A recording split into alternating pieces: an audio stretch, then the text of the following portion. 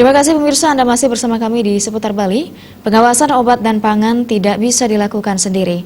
Oleh karena itu, Badan Pengawas Obat dan Makanan (BPOM) bekerja sama dengan Universitas Udayana membentuk kader mahasiswa peduli obat dan pangan aman atau POPA pada mahasiswa KKN Revolusi Mental UNUD.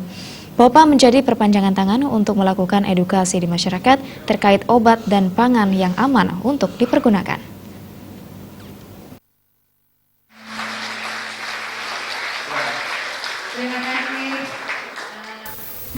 Menurut PLH Pengawas Obat dan Makanan Wayan Eka Ratnate, pihaknya berupaya mendidik kader pramuka POPA dan kader Desa Aman Pangan yang sudah dimulai sejak 2014 dan kabupaten yang belum digarap hanya Badung dan Jembrane.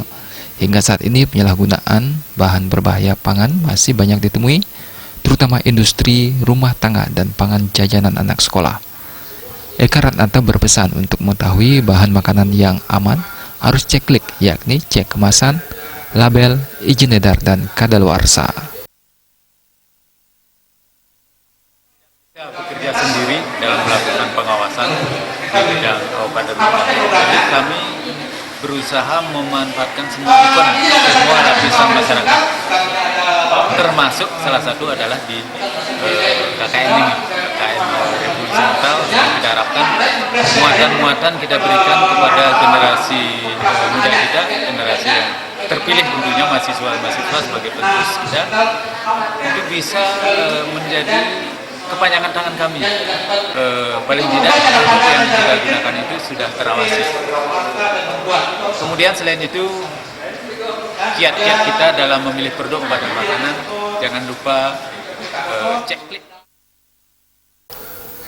Sementara Ketua LPPM Udayana, Profesor Gede Rai Maya Temajo mengatakan, dengan dibentuknya kader POPA pada mahasiswa KKN Revolusi Mental Universitas Udayana, diharapkan bisa sejalan dengan program real yang akan dikerjakan di desa dan berharap aksi nyata yang dijalankan bisa membantu memberi edukasi pada masyarakat.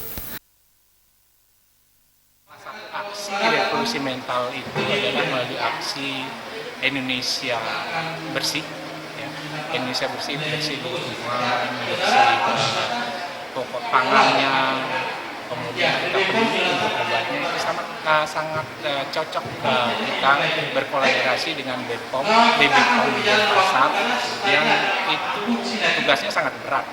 Setiap kali kita berhubungan dengan pangan tidak sehat, kemudian obat yang kadaluarsa atau obat yang tidak sesuai dengan peruntukannya, itu yang perlu dipahami oleh mahasiswa, kemudian ditularkan ke desa-desa KKN, lokasi KKN. Hasil pengawasan menunjukkan pasar merupakan simpul penting dalam peredaran bahan berbahaya karena borak, formalin, dan pewarna non-pangan dijual bebas. Diharapkan mahasiswa dan masyarakat menghindari penggunaan kosmetik yang mengandung bahan berbahaya atau obat tradisional yang mengandung bahan kimia obat sehingga kesehatannya terjamin.